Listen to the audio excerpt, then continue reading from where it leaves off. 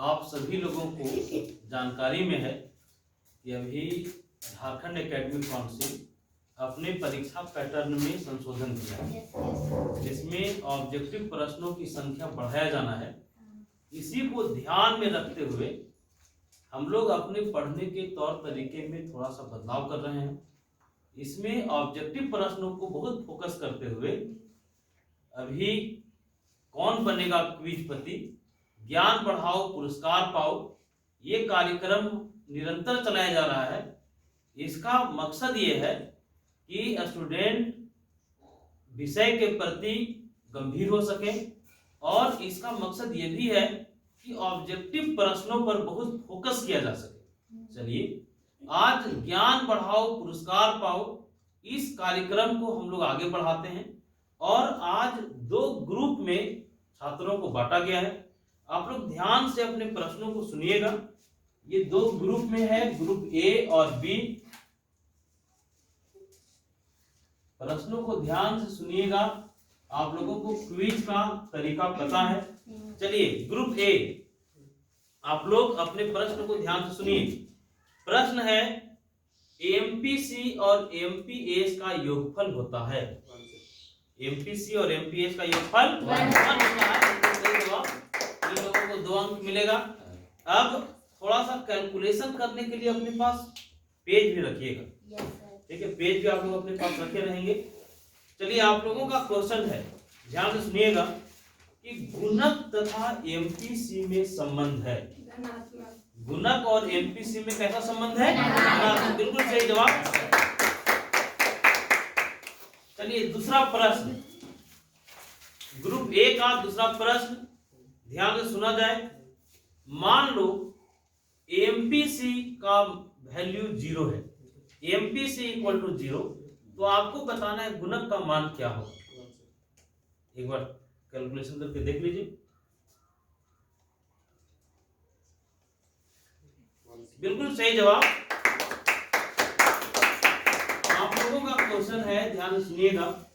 मान लो MPC equal to 1, तो गुणक का मान बताइए। कैलकुलेशन कीजिए। एमपीसी अगर 1 है तो गुणक का मान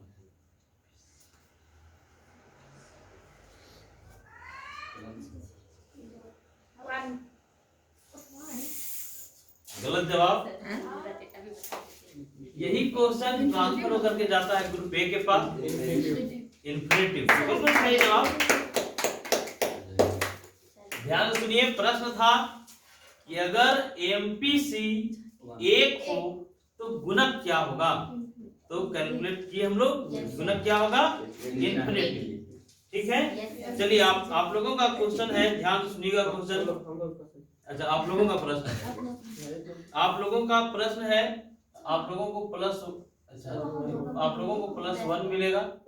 अब आप लोगों का अपना प्रश्न, ध्यान से सुनिए क्वेश्चन। निवेश गुणक निकालने का कोई 3 सूत्र बताना है।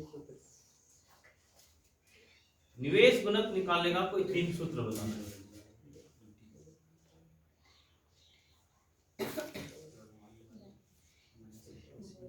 के बराबर 1 by MPS, के बराबर 1 minus MPS MPC और के बराबर delta I by delta I। बिल्कुल सही जवाब। चलिए, ग्रुप बी, इन लोगों को 2 अंक मिलेगा। ग्रुप बी, प्रश्न सुनिएगा। पूर्ति स्वयं अपनी मांग का निर्माण करती है, यह कथन किसका है? ऑप्शन भी देंगे। फिर से क्वेश्चन सुनिए। पूर्ति स्वयं मांग का निर्माण करती है, यह कथन किसका है? रिकार्डो का है, किन्स का है, मार्शल का है, जेबीसे का है? बिल्कुल सही जवाब। पूर्ति अपनी मांग का निर्माण करती है, यह कथन किसका है? जेबीसे का। चलिए, अब प्रश्न है ग्रुप ए से। प्रश्न सुनिएगा। रोजगार का प्रतिष्ठित विचारधारा निम्न में से किस तथ्य पर आधारित है? क्वेश्चन फिर से सुना जाए। रोजगार का प्रतिष्ठित विचारधारा निम्न में से किस तथ्य पर आधारित है? से का बाजार नियम, मजदूरी दर की लोचशीलता, ब्याज दर की पूर्ण लोचशीलता, उपयुक्त सभी। उपयुक्त सभी। सही जवाब।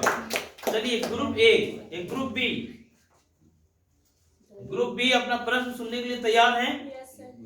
केन्स का रोजगार सिद्धांत निम्न में किस पर आधारित है? केन्स का रोजगार सिद्धांत निम्न में किस पर आधारित है? ऑप्शन सुनिए। प्रभावपूर्ण मांग पर आधारित है, पूर्ति पर आधारित है, बचत पर आधारित है, एमपीसी पर आधारित है। प्रभावपूर्ण मांग पर आधारित है, बिल्कुल सही जवाब।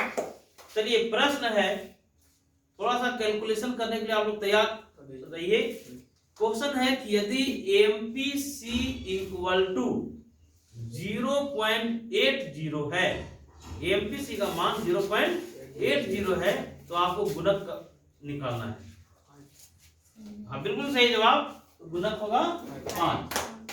कैलकुलेट आप लोग कर लीजिएगा। चलिए आप लोगों का क्वेश्चन है, राजकोषीय नीति के अंतर्गत निम्न में किसे शामिल किया जाता है? सार्वजनिक आय को, सार्वजनिक व्यय को, करारोपण को, इनमें से सभी। इनमें से सभी, बिल्कुल सही। चलिए प्रश्न ग्रुप ए का है। आप लोगों को बताना है कि यदि एमपीसी 0.80 है तो एमपीएस कितना होगा?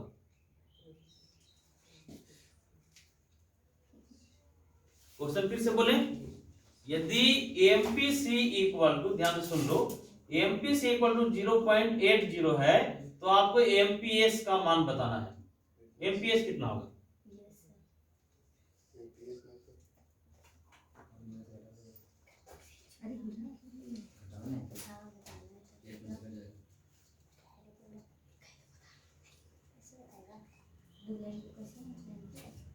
कितना?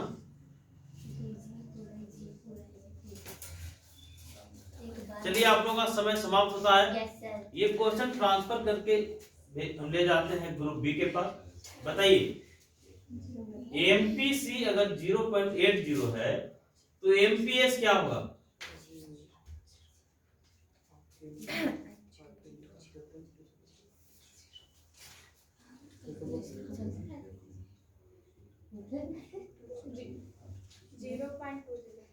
बिल्कुल सही जवाब। अब आप लोगों का अपना क्वेश्चन है, ध्यान सुनिएगा। आप लोगों को बताना है कि एमपीसी और एमपीएस में कैसा संबंध होता है? एमपीसी और एमपीएस कैसा संबंध होता है? धनात्मक, ऋणात्मक, उदासीन, इनमें से कोई नहीं। बिल्कुल गलत जवाब। तो आप लोगों को 0 अंक मिलेगा। अब यही क्वेश्चन ग्रुप ए के पास। बताइए, एमपीसी और एमपीएस में कैसा संबंध होता है? ऋणात्मक संबंध होता है। एमपीसी और एमपीएस में कैसा संबंध? अब चलिए हम लोग देखते हैं कि दोनों में कौन सा ग्रुप विजेता रहा है, ग्रुप ए या ग्रुप बी? कितना? अभी 2 क्वेश्चन और पूछिए। 2 2 4 2 6 7 8 9 10 11 12 और ग्रुप बी 2 4 6 8 9। तो इस तरह से ग्रुप ए विजेता है। और ज्ञान बढ़ाओ पुरस्कार पाओ इस कार्यक्रम के तहत जो शर्त है कि विजेता टीम को पुरस्कार मिलेगा और उप विजेता टीम को भी पुरस्कार मिलेगा। ठीक है, एक बार इन लोगों का आप लोग स्वागत कीजिए। हम लोग को भी मिलेगा। लेकिन जो विजेता टीम है उसका पुरस्कार डबल रहता है। हम लोग भी ताली बजाया खुश रहो। ठीक है,